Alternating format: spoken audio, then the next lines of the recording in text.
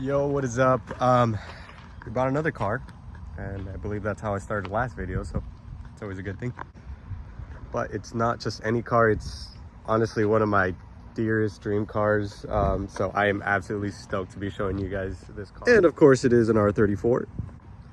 But it's a little sunny here, so I think I am gonna drive down the street to like the little river place that we have down here, and I'll show it to you guys a little bit more. But look how legit this lineup looks. We got the R34, the R32, and the 240 all white, which is pretty cool. But I'll meet you guys there at the river.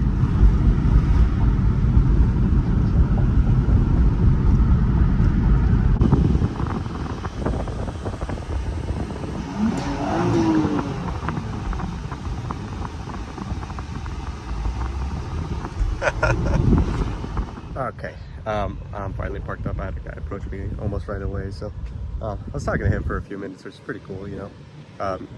Everyone really enjoys this car, so it's good. It's a good feeling. Anyways, here is the car. It is a 1998 Nissan Skyline. It is an R34. It is a GTT. So it is not a GTR, but it does have the RB25 turbo, and it's rear wheel drive. Had another group of guys come up to me. Pretty funny. By the way, I always have long hair when I film a video. I feel like that's a thing.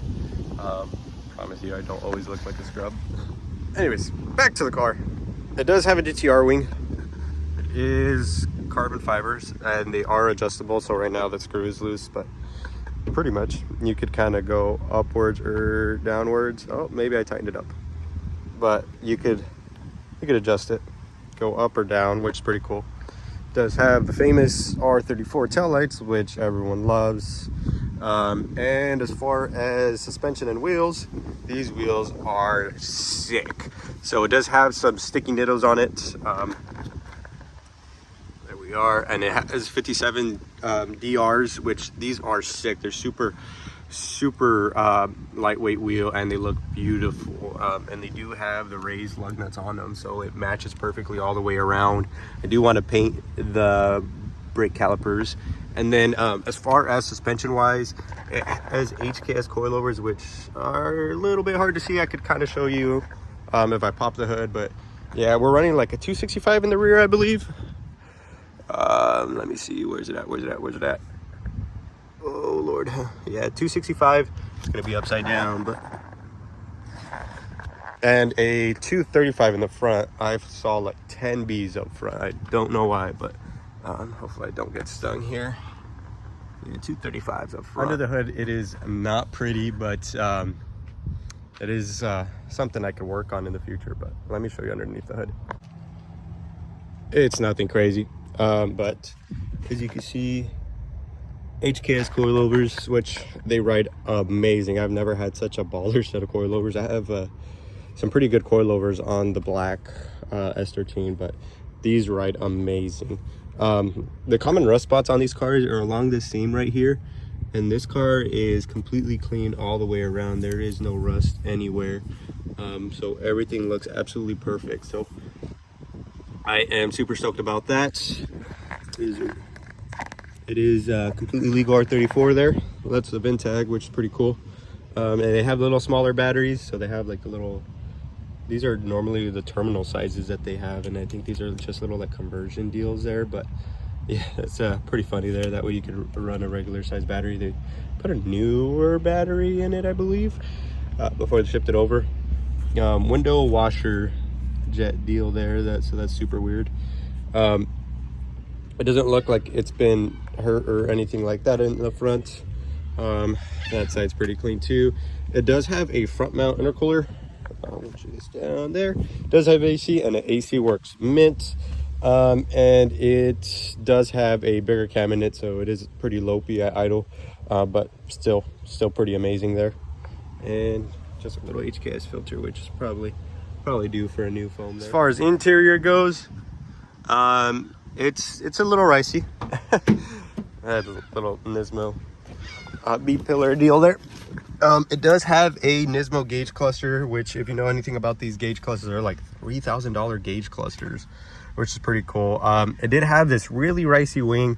For the time being, I stole the steering wheel out of the R32, and I had like a little extender which brought the steering wheel like all the way up front over here, and you can't even reach like the turn signals. Well, the turn signals over here, which the biggest pet peeve of mine. That's why I don't like quick releases, because it brings the steering wheel so close to you. But yeah, this is way better for me. And then it had some weird, oh, actually I have this, no, maybe I moved it. It had some super weird shifter on here, so I just put the Vertex shifter on there. It does have a double din stereo. It is like navigation and all that fun stuff, and it took me forever to figure out how to connect my phone to Bluetooth. I had to use the Translate app, and it was like a 20-minute ordeal. This thing works mint. The little LCD screen's a little dim, but other than that, it's pretty good. The one thing I don't know about is the mileage. This has 10,000 kilometers on this cluster, which I don't know the mileage when this thing was swapped out. So that is the one downside, is I don't know the actual mileage of the vehicle. R34 GTTs come with the little gauges right here. You have your battery voltage, your oil temperature. It is in Celsius though, and boost gauge right here. And this car had an aftermarket Defi gauge hooked up here, which kind of tinted so you can't really see it when it's off, but it is a coolant temp gauge. I don't understand why you'd add one of those if you already kind of have one here, but I don't know, give or take. It has a little front camera there, but I don't know how to use it because it's in Japanese. It has a mirror there, nothing crazy. And this side, you pay so much for a car and they never add the mirror. Nissan, what are you doing? No sunroof, which actually gives you more headroom and people prefer actually. Has a little LED there. Stock seats are actually somewhat comfortable, a little hard on the back, but not bad. This car has a drift button and it has a welded diff, so kind of leads me to believe that this was a drift car at one point in time in its life. So could be good or bad. At least it was taken care of. It does look like it's in good condition and it runs pretty smooth, so I'd like to believe they took care of it, you know. It does have all the switches over here, so the mirrors actually fold in and it would work if I put the key in. This is a key, basic key. Has lock unlock features. That's pretty rare for a Indies car, but yeah. If I put the ignition on, these mirrors actually fold in with that button, both sides, which pretty standard Japanese car things. I'll unfold them, and then obviously you have your little window switches, and that one is freaking out. Oh, there we go. The two window switches, everything's normal there. Just basic. The interior of these cars aren't anything amazing, but I do want to pretty much transform this whole car, so it will get a whole lot better. It looks like all this stuff right here is all scratched up, and this looks super tacky. It looks like it was spray painted, or it was spray painted, and then it looks like someone tried to spray paint the cigarette lighter, which this looks super quirky if I could pull this out. But yeah, that's embarrassing. Oh yeah, you could kind of see how that interface is a little bit hard to see. Nismo cluster, I have the ignition on without the engine running, so of course it's going to turn everything on. Other than that, there's not a whole bunch more to say about this car. Where are we going? It's got some super nice brake pedal covers. I do want to take those off and figure out how to take those off. Look at the gibbets. Shout out to Atlas for these. Yeah, pretty legit. Oh, there's that Defi gauge. Of course, I had to get the R34 air freshener from Zoomies, which I have the same one in my R32. I almost forgot. This car has cup holders. My first 90s Nissan with cup holders. It's pretty crazy. This doesn't have anything. But yeah, this is a really big deal for me. Sounds stupid, but it is. Other than that, I just wanted to make a quick video introducing this thing. There are a bunch of things I'm going to be doing to this car, so stay tuned for what's next with this car. I do want to take this car a bunch of places, and it's only the beginning really for this car.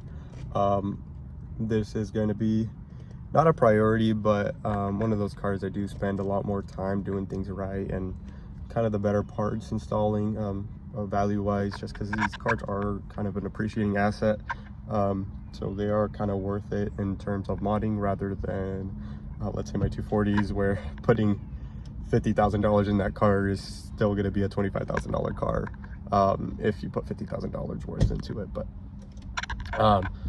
Anyways, I appreciate you guys watching, and follow me on my Instagram if you guys want to see a little bit more before I post a video. I know I'm not pretty frequent on videos, so if you have any questions or anything you'd like to ask me, you know, you're more than welcome to ask me there. I'll put my Instagram down in the comments below, and I do want to get a little bit more frequent with videos, but it's always hard, you know. I am always super busy throughout the week, and the weekends I kind of like to enjoy, so we'll see how that goes. And thank you guys so much for watching. I appreciate it.